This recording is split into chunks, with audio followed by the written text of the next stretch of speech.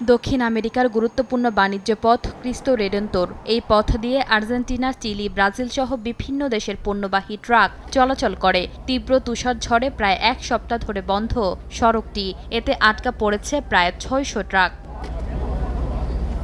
আটকে থাকা ট্রাকগুলোকে রাখা হয়েছে উসপালাতা এলাকার একটি নিরাপদ নিয়ন্ত্রণ কেন্দ্রে। সেখানে অপেক্ষা করছেন চালকেরা। তাদের জন্য খাবার ও বিশুদ্ধ পানির ব্যবস্থা করেছে আর্জেন্টাইন ন্যাশনাল জেন্ডারমেরি এবং ট্রাক চলাচল ইউনিয়ন। অপেক্ষা করা ছাড়া আমাদের আর কোনো উপায় নেই। এটা প্রকৃতির বিষয়। এখানে ব্রাজিল ও আর্জেন্টিনার অনেক চালক একসঙ্গে আছি। আমরা শান্ত আছি এবং আশা করছি পরিস্থিতি দ্রুত স্বাভাবিক হবে।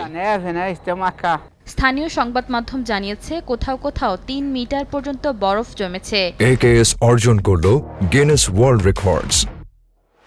AKS এতে সীমান্তের পাশাপাশি মেনদোজা প্রদেশের আরও কয়েকটি সড়কও বন্ধ হয়ে গেছে। আবহাওয়া দপ্তরের পূর্বাভাস বলছে আগামী ২ সপ্তাহ তুষারপাত ও তীব্র শীত থাকতে পারে। তাই সীমান্ত পথ কবে খুলবে তা এখনও নিশ্চিত নয়। আর ততদিন পর্যন্ত অপেক্ষাই করতে হবে শত শত ট্রাক চালকদেরকে। ঈশিতা আক্তার, সময় সংবাদ।